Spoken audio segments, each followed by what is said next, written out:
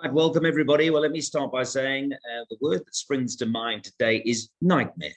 We're back from Durban. It was a hell of a weekend. Congratulations to all. I could spend a lot of time waxing lyrical about Mary's victory because it's so significant, of course, with Mary Slack winning the Hollywood Bets Durban July. So congratulations to her in particular. And nobody more deserving. And of course, the team, Mike de Kock's team, tremendous training achievement, good race for him, safe passage running third. And of course, Simanga Kamalo, whoop, whoop, and on we go. But congratulations to all concerned. Thrilling weekend. Unfortunately, we're back in Joburg with load shedding. It's been up to stage 4. We've had a very busy day. We've got our tipping sheet that was created for Kenilworth today, so that's gone out to those are paying clients. Well done to Nico and the team yesterday. I believe they caught the jackpot.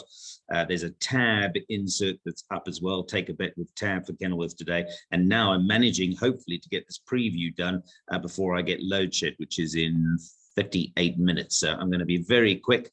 Apologies, but you know, we're all South Africans. We know what we're going through at the moment. The less said about that, the better. So let me get into sharing the betting. I don't think it's going to take too long anyway. These early races are 2-year-old races. I don't get too involved with them. But it does look fairly straightforward here. Have a look at them going down to the start if you're going to take a bipod.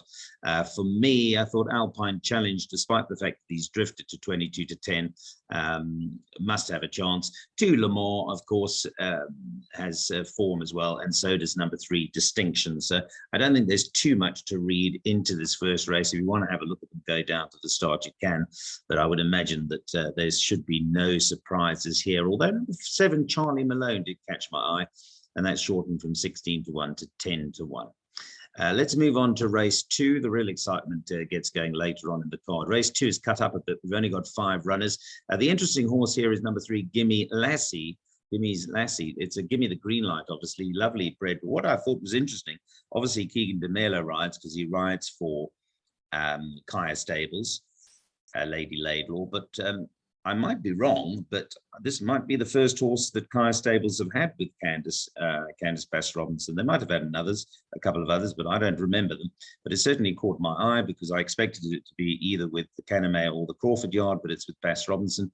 So it'll be interesting to see how Candice's 3 Gimme's Lassie goes. Number 5, there's a few Rafifs here, by the way. 5 Rafif's Choice sets the standard, and 6 Silver Screen is the other horse. So for me, 3, 5, and 6 is a small little race. You've got to tread a bit warily, but the first time was of interest there, the 3. So have a look from a PA point of view, how that goes down to the start, and if there is a follow through in support for the Gimme the Green Light.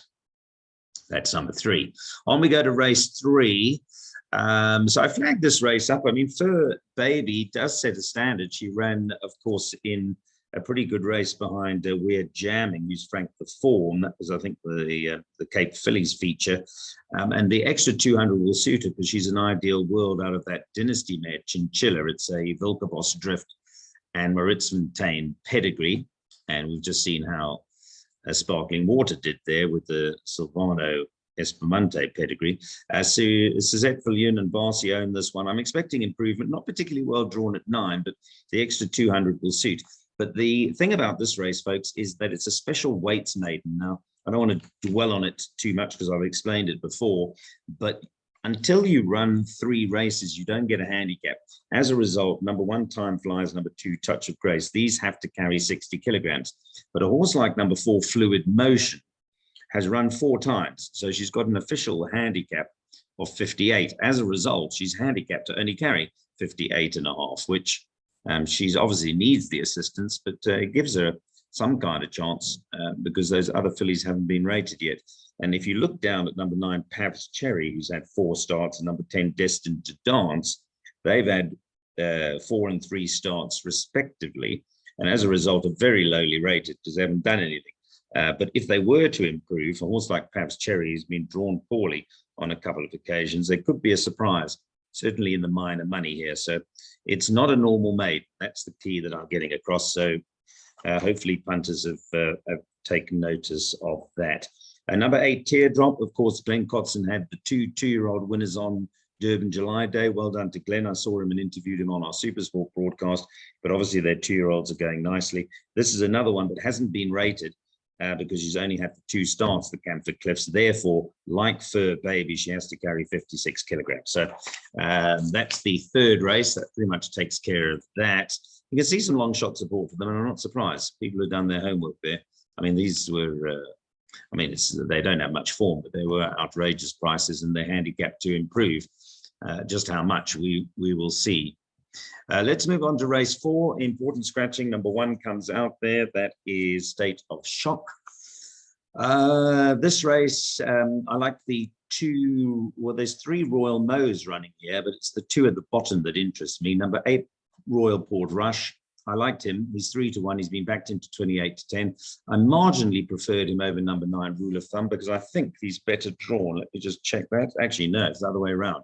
Number 9, Rule of Thumb, is drawn 1 for Andrew Brand. I was speaking to Andrew actually over the weekend. I don't know. I assume he's going to be at the races today, although he did tell me he was coming up to Joburg. So, Andrew, I hope you're going to be on course for Rule of Thumb. And I actually hope it wins because our own horse, I Did It My Way, ran in that race behind It's Raining Williams, so that would frank the form. But I have to respect number 8, Royal Port Louis, who, of course, was just behind number 2, Masterful Guy, who is pretty well exposed. I think he'll run well, but he's having his 14th start, so I would imagine the improvement will come from the 2-year-olds here. Numbers 8 and 9, 9 and 8 in that race.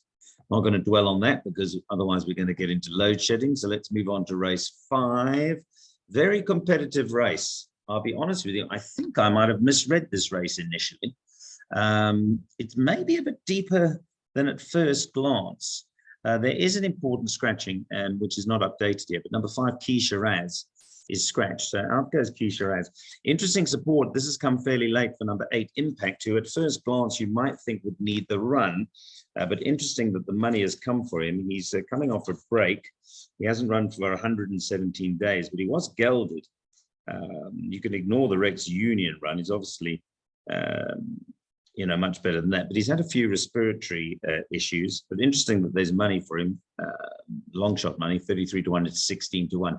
But just flagging it, number 1, Miller Hugh, who won extremely well last time.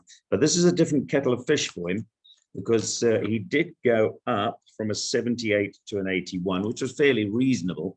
But on earlier form behind Pomodoro's Jet and Steinbeck, you can make a case out for a couple here. Number 2, Night Ruler, even 3, Paper Trail, 6, Service Ace, and 7, Captive Moon. So at second glance of this race, I felt that it was a bit deeper than my initial glance. So bear that in mind, that this is, I think, trappier than initially. If you're asking me for the right play, I thought a bit of value on Service Ace. Captive Moon, they've got to be a runner off the weight he's going to shoulder. Interesting race. I think fundamentally what I'm saying is I'm going to try and beat number 1, Miller Hugh, where perhaps initially I might not have. Let's move on to race 6.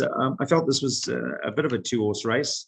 Number 3, All About Al, is having his 3rd run after a gelding. He's a 4-year-old, but he still has to ship a bit of weight to number 5, Dean Street, who's on a hat-trick and looks like a really nice horse, drawn well as well.